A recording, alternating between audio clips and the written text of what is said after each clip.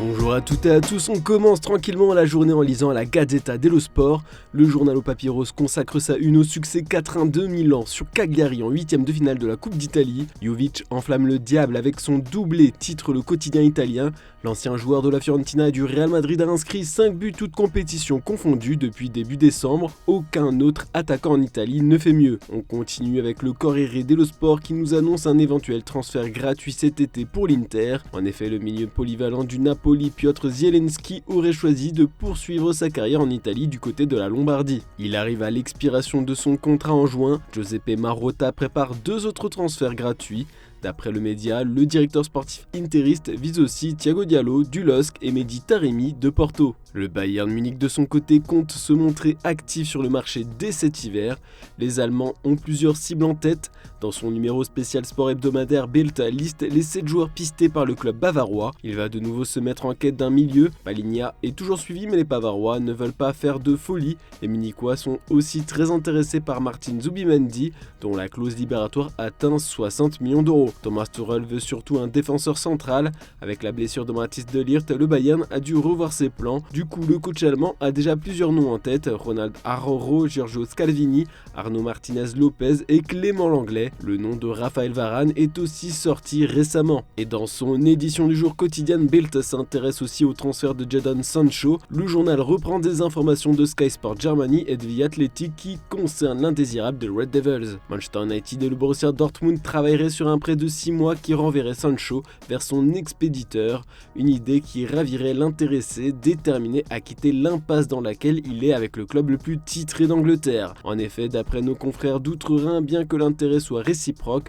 entre le BVB et le natif de Londres, il faut déterminer dans quelle mesure Manchester United est ouvert à un prêt de l'un de leurs plus gros investissements. Un dénouement est à prévoir d'ici la fin du mois, mais le Borussia Dortmund a mis un sacré coup d'accélérateur pour ramener son ancien crack à la maison. Ce matin, Sport a partagé les dernières déclarations de Pedri, actuellement blessé. Le Barcelonais a accordé 1 heure d'entretien au célèbre streamer espagnol Ibai. Durant cet échange, le milieu de terrain a avoué vivre une période difficile à cause de sa blessure. Je vais vous lire l'une de ses réponses. J'ai vécu des moments difficiles avec mes blessures. D'être avec l'équipe tous les jours, à m'entraîner seul, c'est comme si j'étais oublié. C'est compliqué mentalement. Tout le monde parle beaucoup de toi. Et dans un moment un peu plus détendu, Pedri a dévoilé son 11 de rêve, mais surtout il a lancé un sacré clin d'œil à Erling Haaland. L'Espagnol s'est imaginé directeur sportif de son club et a déclaré « Pour le Barça, je recruterai Haaland, il marque beaucoup de buts. Lewandowski ne va pas tenir jusqu'à 60 ans. Julian Alvarez joue également très bien. » Un message qui va sûrement donner le sourire au serial buteur des Sky Blues. En Angleterre, un homme est sous le feu des critiques, Wayne Rooney. D'après le Daily Mirror, 83 jours seulement après avoir été intronisé manager de Birmingham, la légende de Manchester United a été virée. Sous la houlette de Rooney, les Blues n'ont remporté que 2 de leurs 15 matchs et une prestation sans vie à Ellen Road contre Leeds le jour de l'an a été la goutte d'eau qui fait déborder le vase. Les statistiques de Rooney au cours de ses 83 jours à la tête de l'équipe sont catastrophiques. C'est simple, à son arrivée, le club était 6ème de Championship, maintenant il est 20ème. Puis ce matin, le Daily Express nous rapporte que les coachs de Premier League craignent le pire pour ce début d'année à cause de la Coupe d'Afrique des Nations. Le média nous fait un petit listing en commençant par Mo Salah. L'attaquant égyptien devrait manquer 7 matchs de Liverpool. La situation de nombreux clubs est d'autant plus difficile que la Coupe d'Asie se déroule au même moment. Par exemple, Tottenham va devoir performer sans Heung-min Son. Son coach Ange Postecoglou grince des dents à cause de cette absence, mais ne veut pas se laisser abattre, il va recruter. En termes d'effectifs, Nottingham Forest sera le plus touché. Le nouvel entraîneur Nuno Espirito Santo va perdre 6 joueurs. Gary O'Neill, le manager des Wolves, regrette déjà le départ de son joueur le plus efficace, le sud-coréen Ik Chan-wang. David Moyes déplorera le vide laissé à West Ham lorsque Mohamed Kudus jouera pour le Ghana, tandis que Nicolas Jackson pourrait regretter l'appel du Sénégal si Mauricio Pochettino, le manager de Chelsea, se met à la recherche d'un attaquant de premier plan ce mois-ci. À Old Trafford, Eric Tenard ne sait pas encore comment il va gérer l'absence d'André Onana,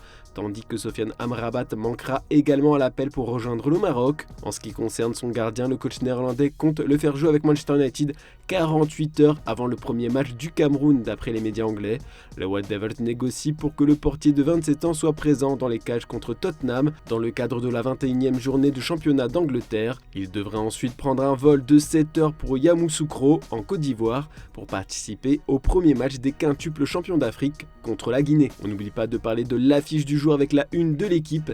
C'est la fin de la trêve hivernale pour le PSG qui a une coupe à aller chercher contre Toulouse, le trophée des champions. Les Parisiens veulent bien commencer l'année avec une victoire. Attention, ça ne va pas être simple, comme nous l'explique le Parisien dans son édition du jour. En face, il y a l'un des gardiens les plus en forme en Europe, Guillaume Rest. À seulement 18 ans, le portier du TFC va essayer d'écurer l'attaque parisienne. A noter que cette rencontre va être boycottée par les ultras des deux clubs à cause du prix élevé des places et du choix du stade, le Parc des Princes. L'équité sportive fait débat. Bon, on va continuer de parler du PSG avec la blessure et la longue absence de Gabriel Moscardo qui n'est pas encore arrivé officiellement à Paris. Luis Campos, lui, cherche déjà un remplaçant. D'après RMC Sport, ce renfort devrait venir sous la forme d'un prêt, possiblement avec une option d'achat. L'option Calvin Phillips serait sérieusement envisagée. Attention, tout de même, son prêt va coûter cher. D'après The Independent, il faudra débourser un peu plus de 5 millions d'euros pour s'offrir ses services 6 mois. En plus, Manchester City souhaite idéalement intégrer une obligation d'achat de 46 millions d'euros. Enfin, à chaque journée, son info Mbappé. Ce matin, les médias espagnols sont encore très hostiles envers lui et son entourage. Dans le journal Marca, on retrouve un long édito à son sujet. La différence entre Bellingham et Mbappé, titre le journal, dans un article lapidaire qui compare les deux joueurs. Le Français a besoin que tout tourne autour de lui. Il a trop tiré sur la corde pour être quelqu'un de fiable aux yeux du Madridismo. Le Français a plus besoin d'un club comme le Real Madrid que l'inverse. Il y a même un point métaphorique sur la façon dont chacun célèbre ses buts. L'Anglais ouvre ses bras et fait participer le public à sa joie. Mbappé met ses mains sous ses aisselles et on dirait qu'il s'embrasse lui-même. Voici ce qu'on peut y lire. De son côté, El Chiringuito s'en prend à l'entourage du joueur. Le Real Madrid a confiance en Mbappé, mais moins en son entourage, a par exemple dévoilé le présentateur Josep Pedrerol. Voilà, c'est tout pour ce mercredi. On se retrouve demain matin pour une nouvelle revue de presse. On n'oublie pas le JT Foot Mercato en fin d'après-midi. Bonne journée à toutes et à tous.